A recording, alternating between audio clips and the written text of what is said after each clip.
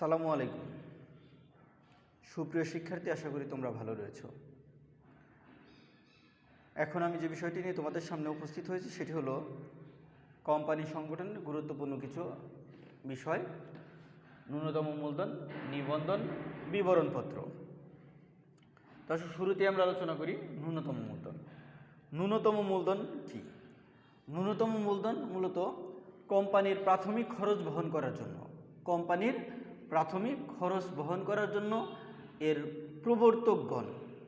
এর প্রবর্তকগণ নির্দিষ্ট হারে যে পরিমাণ অর্থ প্রদান করে থাকেন তাকেই বলা হয় ন্যূনতম মূলধন। আমি আবার বলতেছি, কোম্পানির উদ্যোক্তা পরিচালকগণ কোম্পানির প্রাথমিক খরচ, চলতি মূলধন, অন্যান্য প্রয়োজন মেটানোর জন্য যে সর্বনিম্ন নির্দিষ্ট পরিমাণ মূলধন সংগ্রহের প্রতিশ্রুতির উল্লেখ করে থাকেন তাকে বলা হয় ন্যূনতম মূলধন। আর সাধারণত পাবলিক লিমিটেড কোম্পানি ন্যূনতম মূলধন সংগ্রহ করে থাকে, যা পরিমেল নিয়মাবলী এবং বিবরণপত্রে স্পষ্ট উল্লেখ থাকে। ন্যূনতম মূলধন সংক্রান্ত ব্যাপারে আমাদের আরও আলোচ্য বিষয় হলো যে ন্যূনতম মূলধন অবশ্যই কী হতে হবে? নগদ অর্থে হতে হবে। ন্যূনতম মূলধন অবশ্যই মোট মূলধনের 5%। মোট মূলধনের কত পার্সেন্ট? 5%। আর ন্যূনতম মূলধন 180 দিন অথবা 6 মাসের মধ্যেই সংগ্রহ করতে হয়। ন্যূনতম মূলধন 180 দিন অথবা 6 মাসের মধ্যেই কী করতে হবে? সংগ্রহ করতে হবে। ন্যূনতম মূলধনের পরিমাণ নির্দিষ্ট করেন কোম্পানির উদ্যোক্তা প্রবর্তকগণ। এবার আসতেছি আমরা ন্যূনতম মূলধন সংগ্রহের কারণ কি। ন্যূনতম মূলধন সংগ্রহের প্রধান কারণ হলো শেয়ার বিক্রয়ের জন্য দালাল বা অবলেখককে কমিশন প্রদান করতে হয়। কোম্পানির শেয়ার বিক্রয়ের জন্য একজন প্রতিনিধি নিয়োগ দিতে হয়, যিনি এজেন্ট বা দালাল হিসেবে বা অবলেখক হিসেবে পরিচিত। এই ব্যক্তিকে কমিশন দিতে হয়, এজন্য ন্যূনতম মূলধন সংগ্রহ করতে হয়। এবার আরও বলি চলতি মূলধনের জন্যও ন্যূনতম মূলধন সংগৃহীত হয়। কোম্পানির প্রাথমিক ব্যয় ও গঠন সংক্রান্ত ব্যয় নির্বাহের জন্য ন্যূনতম মূলধন সংগৃহীত হয়। কোনো সম্পত্তি পূর্বে ক্রয় করা হলে তার মূল্য প্রদান অথবা সম্পত্তি ক্রয় বা প্রাথমিক ব্যয় নির্বাহের জন্য ঋণ করা হলে তা পরিশোধ করার জন্য ন্যূনতম মূলধন সংগৃহীত হয়। আশা করি তোমরা এই ব্যাপারটি বুঝতে পেরেছ। এবার আসো, এই ন্যূনতম মূলধন সংগ্রহে ব্যর্থ হলে কি অসুবিধা হতে পারে সে বিষয় নিয়ে আমরা একটু আলোচনা করি। ন্যূনতম মূলধন সংগ্রহে যদি ব্যর্থ হয় তাহলে যে অসুবিধা হতে পারে তার মধ্যে কোম্পানি বাধ্যতামূলকভাবে বিলোপ সাধন হতে পারে। ভয়াবহ একটি ব্যাপার। কোম্পানির পরিচালকগণ একক বা দলগতভাবে পরিচালকগণ দায়ী হয় ন্যূনতম মূলধন সংগ্রহ করতে ব্যর্থ হলে। কোম্পানির কার্যারম্ভের অনুমতি দেওয়া হয় না, কোম্পানি অনুমতি পায় না। আবেদনের সাথে গৃহীত অর্থ ফেরত দিতে হয়। যথাসময়ে অর্থ ফেরতে ব্যর্থ হলে সুদ সহ পরিশোধ করতে হয়। এজন্য যথাসময়ে ন্যূনতম মূলধন সংগ্রহ করা কোম্পানির জন্য উত্তম। এবার আমরা আলোচনা করব নিবন্ধন। নিবন্ধন কি? নিবন্ধন নিয়ে আমরা আলোচনা করেছিলাম ইতোমধ্যে। নিবন্ধন হলো যৌথ মূলধনী কোম্পানির নিবন্ধক কোম্পানির নিবন্ধনের প্রমাণ দিয়ে যে সনদ প্রদান করে তাকে কোম্পানির নিবন্ধনপত্র বলা হয়। আমি আবার বলতেছি, যৌথ মূলধনী কোম্পানির নিবন্ধক কোম্পানির নিবন্ধনের প্রমাণ দিয়ে যে সনদ প্রদান করে তাকে বলা হয় নিবন্ধনপত্র। তাকে কি বলা হয়? নিবন্ধনপত্র। দুঃখিত, আমি নিবন্ধন একটি আর নিবন্ধনপত্র একটি। নিবন্ধন হলো মূলত কোম্পানির নামকে তালিকাভুক্তিকরণ। নিবন্ধকের অফিসে নিবন্ধকের খাতায় কোম্পানির নাম তালিকাভুক্তিকরণকে বলা হয় নিবন্ধন। আর নিবন্ধনপত্র কোনটি? যখন কোম্পানি, যৌথ মূলধনী কোম্পানি, নিবন্ধক কোম্পানির নিবন্ধনের প্রমাণ দিয়ে যে সনদ, যে সার্টিফিকেট দেয় সেটাকে বলা হয় নিবন্ধনপত্র।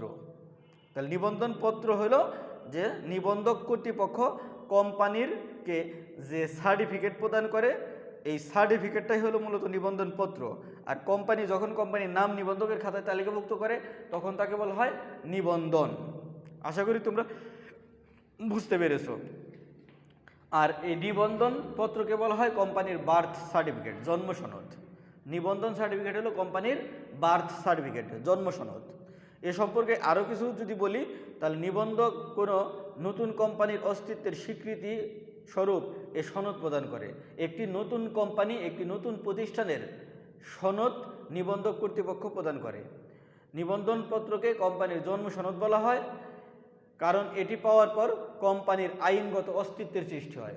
কারণ নিবন্ধনপত্র পাওয়ার পর কোম্পানির আইনগত অস্তিত্বের জন্ম হয়। কোম্পানির অস্তিত্বের প্রশ্নে সবচেয়ে গুরুত্বপূর্ণ দলিল হলো নিবন্ধনপত্র।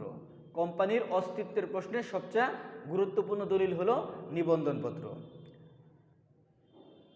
কোম্পানির কৃত্রিম ব্যক্তির সত্তা সৃষ্টি হয় নিবন্ধনপত্র পাওয়ার পরে। কোম্পানির কৃত্রিম ব্যক্তির সত্তা তৈরি হয় নিবন্ধনপত্র পাওয়ার পরে। আমরা বলে থাকি যে কোম্পানির বৈশিষ্ট্যের মধ্যে কোম্পানি কৃত্রিম ব্যক্তির সত্তার অধিকারী, ব্যক্তি না হয়েও ব্যক্তির মতো পাওয়ার ক্ষমতা দেখানোর সুযোগ রয়েছে তার। আর এই পাওয়ারটাই হলো মূলত নিবন্ধনপত্র কোম্পানির, যা আইন তাকে ক্ষমতাটা প্রদান করেছে। এবার আমরা আলোচনা করব বিবরণপত্র। বিবরণপত্র কাকে বলা হয়?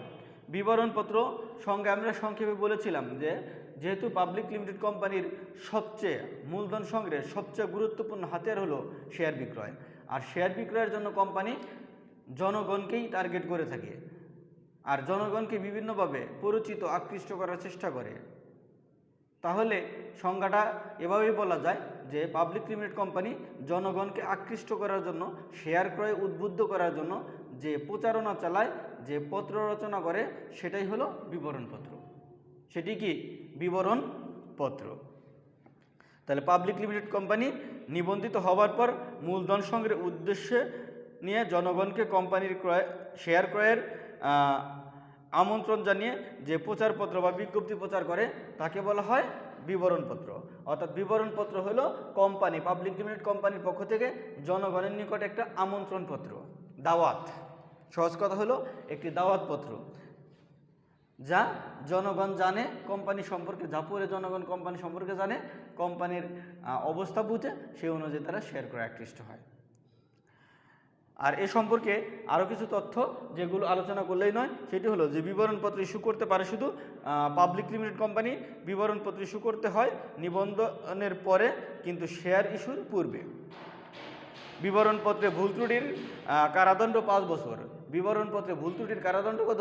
5 বছর। যদি বিবরণপত্রে ভুল ব্যাখ্যা দেওয়া হয়, মিথ্যাচার করা হয়, তাহলে 5 বছর জেল জরিমানা হবে। বিবরণপত্র ইস্যুর পূর্বে কোম্পানিকে Bangladesh securities and exchange commission BSEC অনুমতি নিতে হয়। পাবলিক লিমিটেড কোম্পানির প্রবর্তকগণ বিবরণপত্র প্রচার না করে নিজেরাই কোম্পানির মূলধন সংগ্রহ করতে পারে। সেক্ষেত্রে বিবরণপত্রের সকল বিষয়বস্তু উল্লেখ করে যে বিবৃতি নিবন্ধকের নিকট জমা দেওয়া হয় তাকে বিবরণপত্রের বিকল্প copy, statement in lieu of prospectus বলে। অর্থাৎ যদি প্রবর্তকগণ চায় যে সব শেয়ার তারাই ক্রয় করে নেবে, তাও নিতে পারে। সেক্ষেত্রে কি করতে হবে?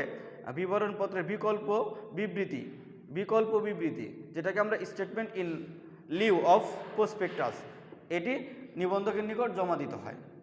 যাই হোক, আজকের আলোচ্য বিষয় এতটুকু ছিল। আশা করি তোমরা বুঝতে পেরেছ। ভিডিওটি বারবার দেখে নিও, তাহলে ভালো বুঝতে পারবে। ভালো থেকো সবাই। খোদা হাফেজ।